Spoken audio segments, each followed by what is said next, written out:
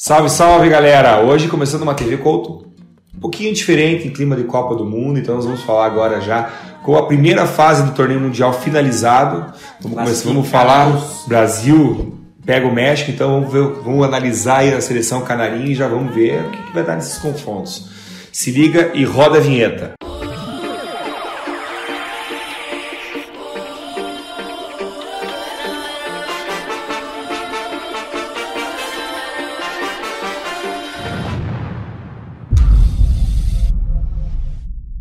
Brasil lá Deixa eu já sei o que eu vou falar. Galera, é o seguinte, a seleção classificou, a gente tá lá, passamos, diferente da Alemanha, que foi lanterna do grupo. Vou começar num debate aqui, vamos fazer um programa sério. Vocês acham que a torcida pegaria no pé do Coutinho se ele fizesse o aniversário dele e tivesse um pagodezinho? Ou é só do Iassassi? Perseguição. É perseguição. Eu também acho que é perseguição. Ninguém ia falar mal do Coutinho. O Coutinho tá resolvendo, né? Nossa. Acho que tomou... Assim, eu sou fã do Neymar, sou Neymarzete assumida, mas eu acho que o Coutinho tá chamando mais a responsabilidade, tá muito mais decisivo nessa Arrisco Copa. a dizer que tá carregando assim, a responsabilidade do time nas costas dele. Porque ele aliviou muito quando ele fez o primeiro gol e depois o Neymar fez aquele segundo gol. Ele já tinha livrado a barra, né? Porque se o Brasil não ganhasse Isso contra a Costa Rica, né? E no primeiro jogo ele também fez gol, também né? Fez, se a gente tivesse perdido aquele jogo. Eu ia perguntar isso pra vocês, então vamos lá. O Coutinho, já dá pra dizer na primeira fase que roubou o status de craque do time do Neymar? Ele é uma peça mais decisiva? Eu não acho que tenha roubado, mas se você mudar e falar o Coutinho foi o jogador mais importante da seleção na primeira fase, eu concordo.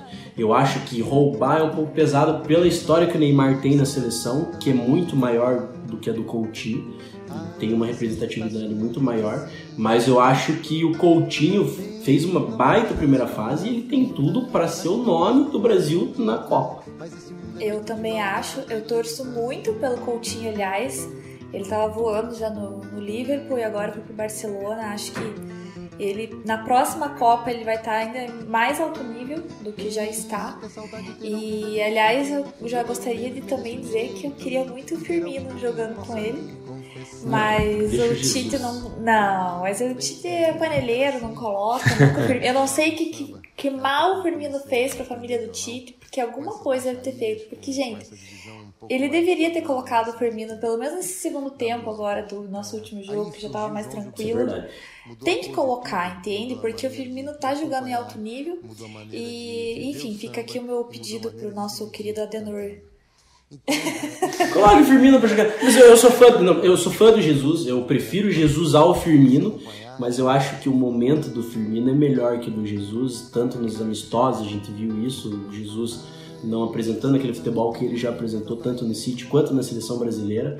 Eu acho que o Firmino vem de uma baita temporada e na própria seleção, nos amistosos, quando ele entrou, ele deu mais mobilidade e elevou um pouco o nível de futebol da seleção. Eu acho que hoje, apesar de preferir o Jesus, eu acho que o Firmino tá num momento melhor e pode ser se não dizer assim, um reforço para essa reta final de Copa do Mundo.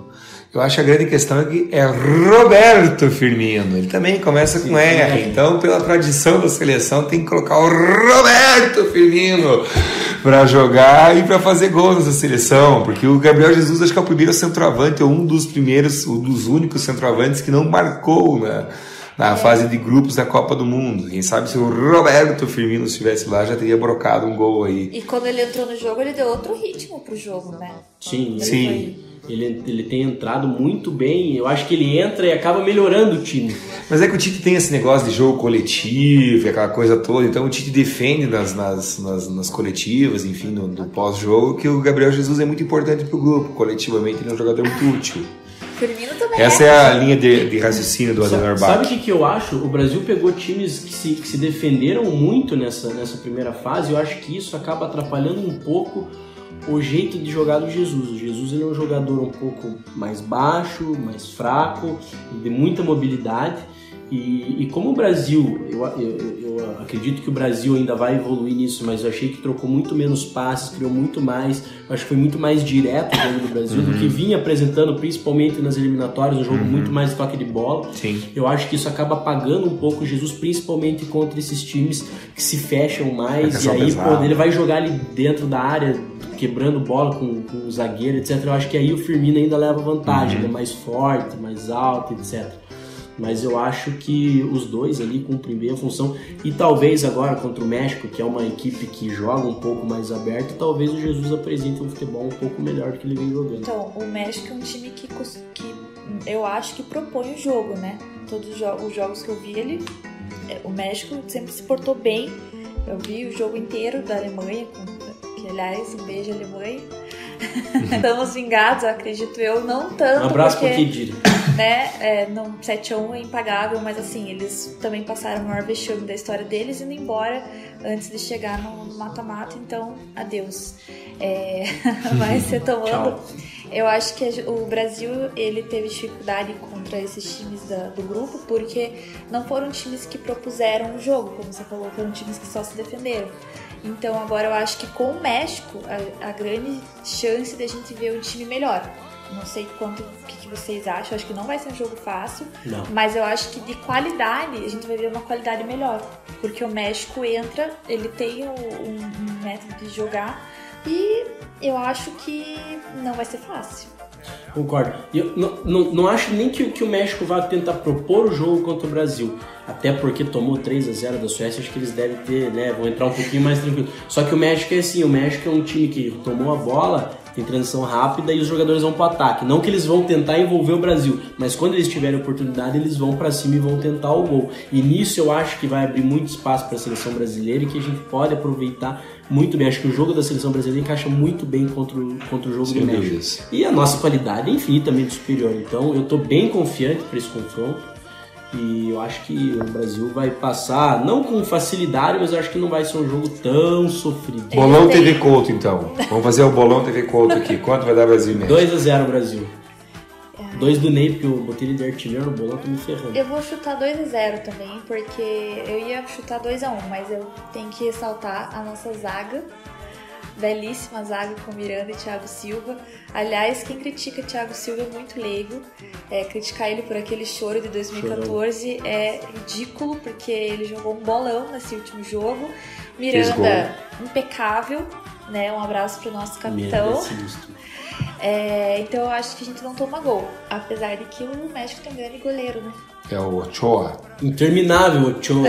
Eu vou morrer, ele vai estar disputando a Copa do Mundo. Eu vou chutar 4-1 pro Brasil. Sabe por quê? Nossa, mas ia ser difícil o jogo, você falou? Vai ser difícil assim, vai dar uns 4-1, acho. 4-1 eu vou chutar. Por que 4-1? Porque o México nunca fez gol no Brasil em Copa, já se enfrentaram 5 vezes. Então, pra quebrar, como nunca fizeram, tô achando que vai ser dessa vez vai fazer o gol. Mas em compensação, eles vão se abrir muito, eu acho. E vão acabar levando um saco. Tá, 4-1 não, 3-1 já que você... 3-1. Já 3-1 fica mais de acordo. Eu vou dar uma cornetada no Tite aqui, então. Tá? Vou dar uma cornetada no Tite aqui, já que você falou em capitão. Eu sou absolutamente contra o rodízio de capitão. Eu também. Liderança, ou se tem, ou não tem. E a liderança, Gigi, não sei se vai concordar comigo, acredito que sim.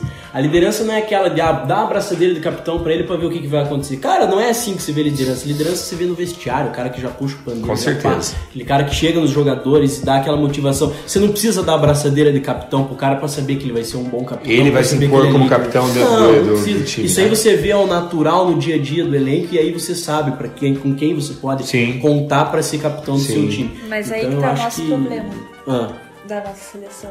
Por quê? Porque eu não vejo uma figura, eu acho que não tem. Eu acho que tem. Eu acho que tem 3 figuras e eu acho que uma delas se destaca mais pra ser capitão da equipe. O primeiro é o Miranda, porque o Miranda passa muita segurança, aquele cão de guarda na defesa. Ele é um cara mais rodado, experiente, jogou em grandes clubes no Brasil, jogou em grandes clubes na Europa. É um cara que passa muita confiança.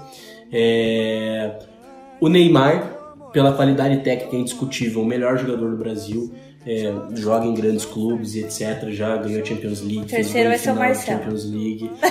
E eu acho que ele, pela referência técnica, ele poderia ser capitão, mas eu acho que o Marcelo tem um diferencial, que ele é o cara que... Concordo. Cara, o Marcelo já disputou tudo que podia, os maiores campeonatos, ele ganhou mais de uma vez, várias, jogando, acho que 3... Ele tava no 7-1 em campo. Tava no 7-1. É um cara que tem muita experiência, um cara que tá acostumado a disputar grandes títulos, e é um cara que, se você até viu o Mauro César, ele postou no Twitter dele um vídeo lá, final do jogo, ele chegando, né, esse rapaziada, não sei o que, motivando todo mundo. Você vê que dentro do elenco ele é um líder natural. Ele não precisa da braçadeira para fazer isso. Ele é um líder natural. Então eu acho que pela experiência que ele tem, pelo grande jogador técnico que ele é, e pela vivência que ele teve de grandes títulos, grandes disputas, e por essa referência de ser um jogador líder do elenco, eu acho que o Marcelo deveria ser o capitão da seleção. Pra mim, o Marcelo é o primeiro ali pra ser capitão. Eu acho que ele é a cara dele ser o Miranda, pela grande experiência, pela idade e por acho que tudo que ele... Você olha pra ele, você sabe o que ele representa ali. O Neymar, eu acho que eu fico um pouco insegura em falar dele, porque eu acho que ele se sente muito pressionado em campo. Basta ver o desabamento dele depois da partida, né, que percorreu a imagem dele no campo chorando e tal. Mas isso foi depois, né? Mas ele no jogo continuou firme. Em cima, no jogo mesmo com a Costa Rica, ele não é um cara que tem facilidade para conversar com o juiz, para chegar. Ele é um cara que se desequilibra fácil. E nos clubes ele não é o capitão, né? E nos clubes ele não é o capitão. Mas né? ele é um cara também que sabe falar várias línguas, isso facilita, né? O árbitro, inclusive ele fala várias ao mesmo tempo.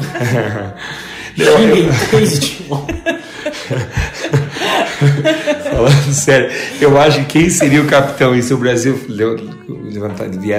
vier levantar o Hexa e estivesse em campo, seria o Daniel Alves. Acho que ele acho que o Daniel Alves seria um bom capitão. Eu acho que seria o capitão, inclusive ia levantar a taça, mas como houve a lesão, eu ainda aposto, se o Brasil levar o Hexa, eu acho que o Marcelo vai levantar a taça. Eu também aposto, eu colocaria o Marcelo. Agora, o único cara que, assim, a braçadeira não podia nem chegar perto dele, cara. Não podia nem chegar perto. O Tite não podia nem imaginar em botar esse cara de capitão. É o Thiago Silva. Porque o cara, depois do que aconteceu em 2014, cara, ele não tem... Assim, indiscutível a técnica dele, é bom jogador, tem que ser titular da seleção. Mas, cara, pra capitão, não dá. É algo a mais. O cara é completamente desequilibrado. Cara, aquele choro lá... Pô, o cara tem que vir antes dos pênaltis, levantar ele. Cara, pelo amor de Deus, que lá foi a coisa mais ridícula que eu vi na história do Eu discordo completamente. O cara não tem perfil pra ser capitão. Acho que nessa Copa ele tá mostrando o grande espírito que ele tem. Ele é um grande jogador. No momento do gol ele foi e abraçou o Neymar, assim, de uma forma, sabe?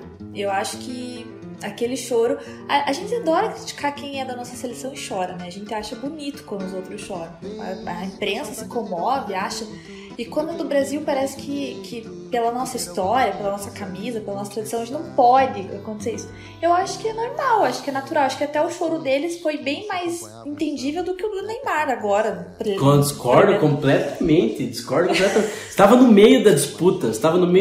Ele era capitão do time. É o cara que tem que chegar e chamar todo mundo na responsabilidade. Vamos, agora, vamos, nem que seja na vontade.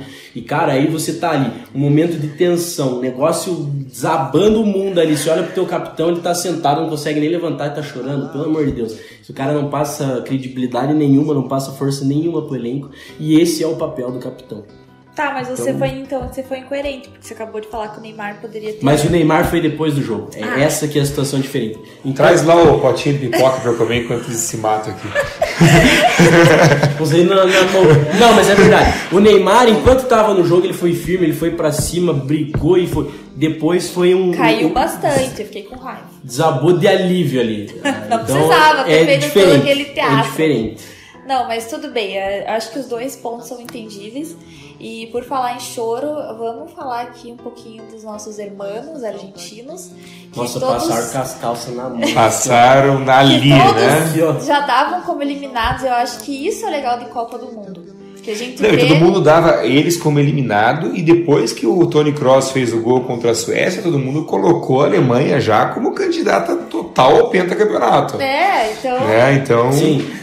Não, e a Alemanha se borrou em todos os jogos, cara. Sim. Se você for ver, perdeu pro México, o México jogou mais que a Alemanha. Aí nesse gol do Toni Kroos, no final do jogo foi bem discutível, questão de arbitragem e etc. Beleza, foram buscar lá no último minuto. E aí, contra a Coreia, cara. A Coreia, se tivesse um mínimo de qualidade, tinha sacolado uns 4 na Alemanha. O que tiveram de contra-ataque, 3 contra 2 ali, os caras só faziam cagada. Aí cara. É que eu digo, seleção que tem alma e seleção que não tem. A Alemanha tem mais títulos que a Argentina.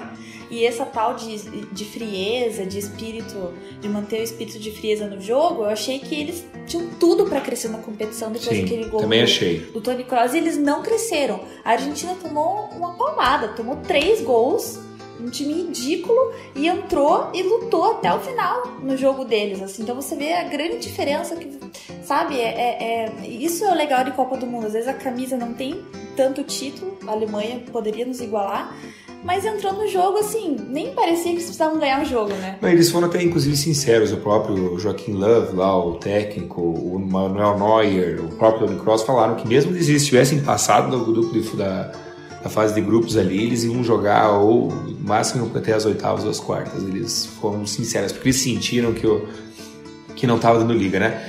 E aí que tá, hein, o fantasma das seleções campeãs, hein? Só o Brasil que não caiu desde 98, não cai na fase de grupos na Copa seguinte. A França ganhou a Copa em 98 e em 2002, fase de grupos. O Brasil ganhou em 2002, 2006, ok. 2006, Itália ganha o tetracampeonato. 2010, eliminada na fase de grupos. E aconteceu com a Espanha também, campeã em 2010 aqui no Brasil, já eliminada na segunda rodada da fase de grupos. Não, e um adendo pra Itália, né? Que a Itália, depois do título de 2006, não passou mais na fase de grupo. Não passou em 2010, não passou em 2014. E nem veio pra Copa. Uma derrocada da Itália, a Itália de se reinventar aí, cara. Vamos fazer salame que sim. Cleide Nath, já vamos então analisando aí os confrontos das oitavas de final. O primeiro jogo, sábado às 11 horas, temos embate de campeãs mundiais, hein? Ou seja, mais uma campeã mundial pelo menos uma vai embora já nas oitavas. França e Argentina. O que vocês acham desse jogo? Já palpitando aí, já não fica em cima do muro, já digam o que vocês acham que vai acontecer. Eu acho que as duas seleções não mostraram um bom futebol na primeira. A França muito mais do que a Argentina. Mas eu acho que a França, pelo papel, né, pelo time no papel e pelo que jogam os jogadores que já apresentaram, a França tem muito a crescer. Ela consegue apresentar um futebol muito melhor do que apresentou na primeira fase. E a Argentina eu vejo que, assim, apesar de toda a qualidade individual que tem, parece que está no limite já. Então, buscando na superação e etc, eu acho que a Argentina roda agora. E eu acho que vai ser um jogo fácil pra França. Eu acho que dá um 2 ou 3-0 pra França e a Argentina vai embora. Eu vou ser execrada aqui, mas eu vou cravar 2-1 pra Argentina. Eu acho que vai ser exatamente... Vai acontecer algo do tipo como aconteceu no último jogo deles. Um cara que ninguém sabia quem era. Cara, o Marcos Rojo nunca mais vai acertar. Se ele for tentar de direita, ele volta e fura. Exato, ele foi com a perna que não é a perna dele. Entendeu? Ele é um bagre. Foi de uma forma totalmente improvável. Tanto que um narrador, um dos mais famosos da Argentina, ele errou na hora do gol quem que fez o gol. Ele achou improvável que era o Marco Rojo que estava lá na bola. A mesma coisa o Demerson, lembra do Demerson chegar na área de canhota e meter na gaveta? Não tem como, se acontecer uma vez na vida, não vai acontecer mais, cara. Então, aí o Mascherano vai escalar pelo Sampaoli. Será? Eu acho que sim. Tanto que você vê que na hora dos gols da Argentina ninguém abraça ele, né? Ele corre sozinho pelo campo. Parece que já se acertaram, né? E todos os jogadores se abraçam. Isso é uma leitura que eu... Aliás, tem um vídeo que falaram do São Paulo pedindo ajuda pro Messi. Então, assim, você podia colocar o Agüero no jogo. Né? Então, assim, eu acho que ou eles aproveitam isso que eles tiveram, que foi quando todo mundo achou que eles estavam fora da Copa do Mundo, eles foram lá e deram a volta por cima e usam isso a favor deles, porque mesmo que a França tenha mais time, eles deram um jogo completamente apático contra a Dinamarca. Mas estavam se poupando já também. Eles estavam fazendo jogo. Mas eu acho que isso é o que conta em Copa do Mundo. Acho que a França ela fez um jogo de compadre com a Dinamarca para as duas se classificarem. Esse espírito de Copa tem que estar presente. Eu acho que no momento quem merece mais é a Argentina. Mas eu acho que, obviamente. Bom, eu Sabe o que a Argentina merece? Não posso falar porque vai pro ar esse vídeo. Continua então, gente. Eu vou votar junto, não vou votar com o relator, vou votar junto aqui com a Nath. Eu acho que vai passar a Argentina também, Cleiton. Vou te contrariar aqui, meu amigo, porque... E eu acho que vai ser apertado. Sabe por que eu acho que a Argentina tem uma grande questão de ter o Messi em campo? Então ele pode decidir, pode dar um tilt na cabeça do cara e o cara fazer um de repente próximo. O cara, 10 minutos ele pode decidir o jogo. Exatamente. Então eu acho que é isso aí. Então tá, daí esse jogo tem no sábado às 11 horas, 10, 15 horas tem um jogo interessante. Eu acho que, na minha opinião, é o jogo mais interessante, inclusive, dessas oitavas. Uruguai e Portugal. Eu acho uma total incógnita.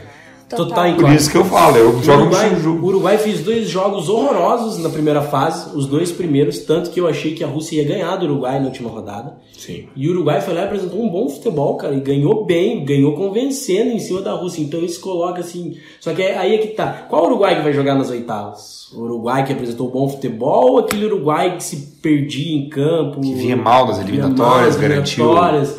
Que veio mal nesse início de Copa do Mundo, eu acho uma incógnita. Da mesma forma Portugal. Portugal é de lua... Mas tem o homem, né? Tem o homem, então eu aposto em Portugal, por fator Cristiano Ronaldo. Mesma coisa que eles fizeram na Euro, daquele 1-0, 1-0, 1-0. Chega na final, 1-0 campeão.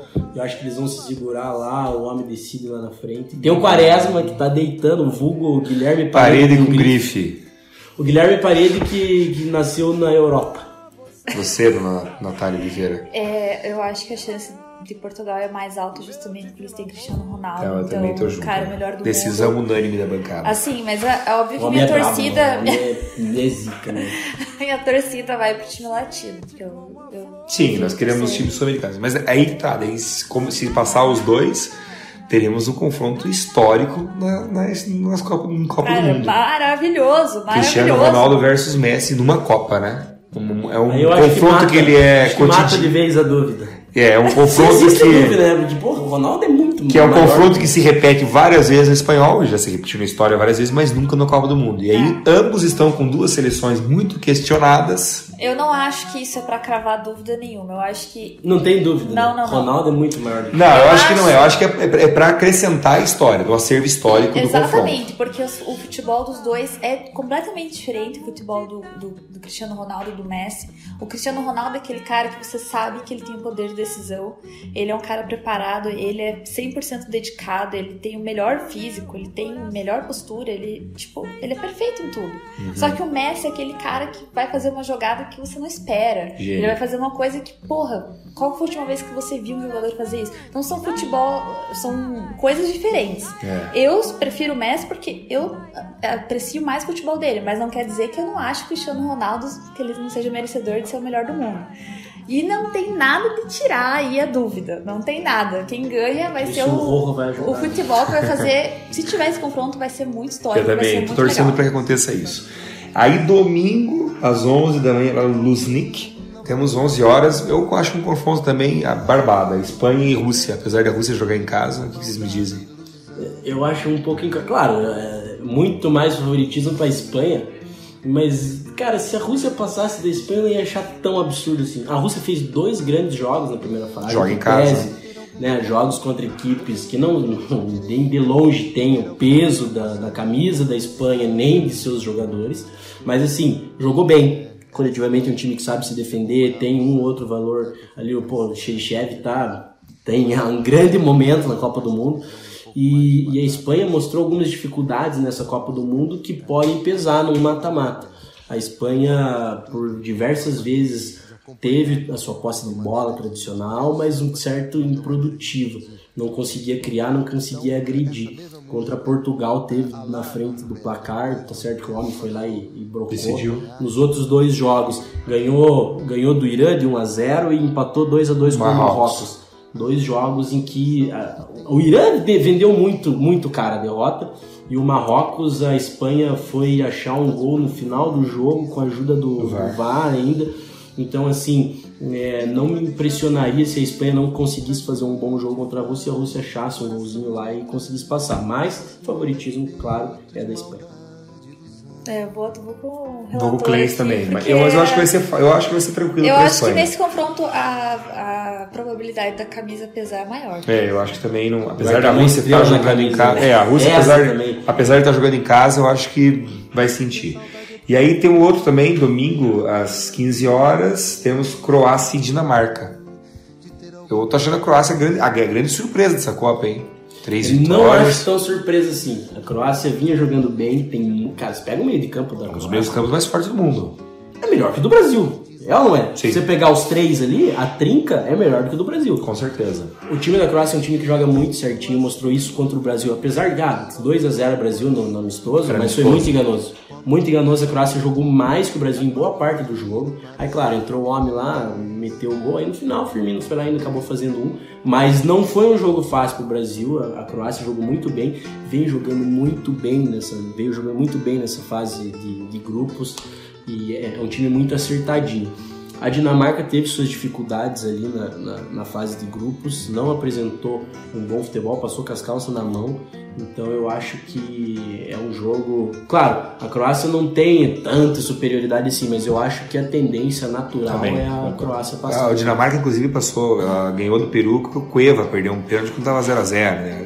Todo mundo apostava no Peru, inclusive, para passar em segundo no grupo. O Peru jogou muito mais do que a Dinamarca nesse jogo. Eu concordo, e eu queria só falar do Peru, que eu achei demais o que a torcida deles fizeram. 36 anos sem Copa e eles... E torci muito pelo Guerreiro, gostei que ele... Guerreiro. Eu gosto do cara, acho que ele merece, acho que... Enfim, foi uma... Tomara que o Peru se classifique para a próxima Copa. Acho que eu vou sempre torcer para que os times latinos estejam presentes nas Copas. Bom, daí segunda temos o Jogo do Brasil, já falamos sobre ele.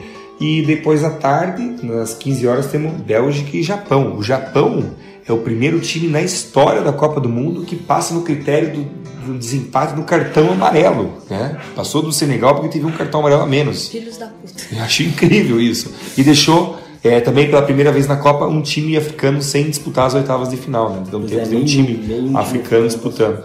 O que vocês acham desse duelo? Bélgica e Japão. Esse é o jogo mais barbada da também da acho rodada. Que vai ser fácil. A Bélgica tem uma baita geração, né? Até meio clichê, né? Ótima geração belga. Mas é uma geração de muito talento. A Bélgica vem jogando bem, tanto individualmente quanto coletivamente. E eu acho que o Japão passou com as calças na mão, cara. O Japão foi horroroso na fase de grupo. Eu acho que a Bélgica atropela o Japão 3-4-0. Estarei torcendo pela Bélgica. Um abraço pro Valmilton. Tamo junto. Venceremos. Eu acho que eles têm mais qualidade. E você, Gigi? Não, com certeza. A Bélgica passa, até porque a Bélgica... Aí já mandando um abraço para nossos companheiros aí do Hat-Tricks, né? Do canal lá do Campeonato Inglês. Essa é um fã do Lucas.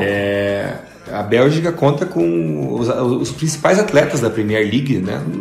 A grande maioria estão no time da Bélgica. Então eu acho que é o campeonato mundial, que é o campeonato mais difícil, mais acirrado, com uma qualidade muito alta, que tem um emparelhamento de times.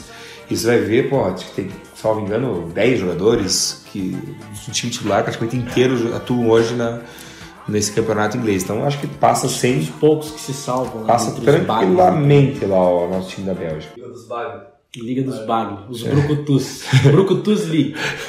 E daí na terça, fechando a última dupla, aí temos Suécia e Suíça. Nossa senhora, isso é um jogo que... Não, plagiando a Hat-Trickers aqui, o jogo bosta da rodada. Esse aí... Suíça, né? Suíça. Shaqiri deita demais. Shaqiri, impressionante. Eu gosto do Shaqiri, é um bom jogador, mas impressionante como ele cresce em Copa do Mundo, né, cara? Parece que ele pega a seleção da Suíça aqui e leva... Tem o Shaqiri também jogando pra caramba. Acho que a Suíça passa, tipo, 1-0. Eu acho que 2-1. Passa bem, a Suécia também... Tá bem grande isso daí. Eu acho porque... que a Suécia tava mal, né? Não, mas a Suécia... tava mal, mas vamos analisar a Suécia. A Suécia eliminou na fase de grupos da eliminatória a Holanda. Certo. Tá? Tirou na repescagem a Itália e eliminou a Alemanha. Estavam só com camisa. E eliminou a Alemanha na fase de grupos. Então eu acho que eles já gastaram tudo que eles tinham pra gastar.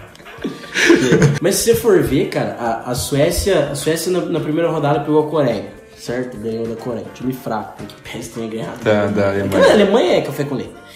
Aí, na segunda rodada... Perdeu com o último gol com o Toni Kroos. Mas jogou muito bem contra a Alemanha. Vendeu caríssima a vitória, mas perdeu. Beleza, natural, perdeu pra Alemanha. E aí, na última rodada, que eu achei que foi a surpresa, né? Foi lá, ganhou de 3-0 do México, que vinha bem na fase de grupos. Foi uma surpresa pra mim. Então eu acho que é um time que oscila muito. E a Suíça demonstrou um futebol um pouco mais constante. Jogou muito bem contra o Brasil. Sim. E teve atrás do placar no segundo jogo, praticamente quase dando adeus para a Copa do Mundo.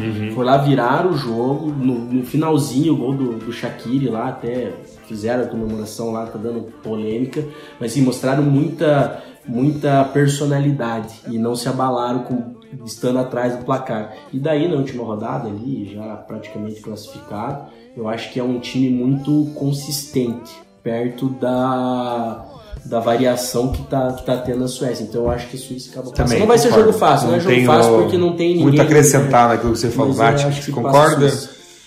Já falou tanto desses dois que já... Chega de falar de pago. Tá, então, encerrando aí, então, o último jogo do confronto das oitavas, Colômbia e Inglaterra. Inglaterra do Hurricane, o furacão inglês. Vocês têm artilheiro da Copa. Artilheiro da Copa. Acho que Inglaterra. A Colômbia me decepcionou nessa Copa do Mundo. Achei que a Colômbia vinha muito mais consistente, já começou perdendo pro Japão na primeira rodada lá, com expulsão e tal. Não apresentou bom futebol, passou com as calças na mão nesse último jogo. E eu acho que a Inglaterra veio bem. Esse último jogo em Inglaterra e Bélgica foi horroroso, né? Foi tipo... torcendo pro outro fazer gol em você, assim, pra cair na chave. Lugar mais fácil. Porra, a Inglaterra daí conseguiu tomar um gol da Bélgica. Eu acho que esse jogo não é parâmetro pra nada, nem pra Bélgica, nem pra Inglaterra. Os outros dois jogos foram bem tranquilos, então acho que a Inglaterra vem bem mais preparada para esse confronto. E tem muito mais camisa também. Eu tenho que concordar. Você vai no Sul-Americano de novo. É que a minha torcida vai ser para a Colômbia, obviamente. O Rames. Mas, maravilhoso. Mas eu acho que a Inglaterra realmente... eu acho que ela vai acabar passando. Tem o Welbeck na Inglaterra. Tem bons valores o time da Colômbia, né? Tem bons valores. Então por isso que a gente decepcionou um pouco. Ospina, goleiro, Falcão Garcia. O Betinho, o Ospina é o rei. O maior Falcão Garcia, o Mina, que era um zagueiro que jogava aqui do Palmeiras, que a gente conhece dele. Fez 2 gols já de cabeça. Tá no Barcelona, reserva no Barcelona, mas mesmo assim o atleta é bom. Tem o Rames, enfim. Mas eu acho que da Inglaterra, acho que o time da rainha lá tem tudo pra classificar. Galera, encerrando então mais um TV Couto, essa edição especial World Cup. Vou mandar meu abraço. É bom falar de coisa boa, de ver futebol. De verdade. O dia inteiro a gente pode falar de futebol e ver um bom futebol. Porque assim, ainda que o jogo seja uma merda, você não vê um futebol nível brasileirão. Futebol bom, né? Ainda mais Série B, né? Tipo... Só de lembrar que eu vou ter que ver esse troço Não, é engraçado que a gente veio um dia aqui pra gravar, né? A gente tá falando de... Aí um dia a gente tá falando do Guilherme Parede e do outro do Neymar.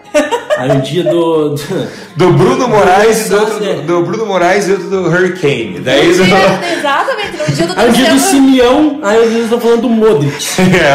Não, esse é mais parelho ali no caso. Então o meu abraço vai pra... nada mais, nada menos do que do maior torcedor da Argentina em solo brasileiro. Pronto, a barriga dele. Bruno Tramujas Kafka, um abraço aí pra você. Vamos ver se a torcida do Kafka é pé quente pra Copa do Mundo, porque pra Campeonato Brasileiro ele é zicador total, né? Vamos ver se na Copa vira um pouco, vamos ver o que acontece com o time da Argentina. Um abraço aí pro senhor Bruno Kafka.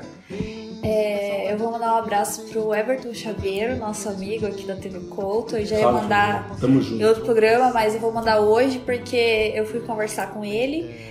Perguntei se ele achava qual ponto relevante que eu poderia falar aqui no programa, porque ele é um cara que vê muito futebol, que entende muito da bola, e ele foi muito atencioso, como sempre ele é.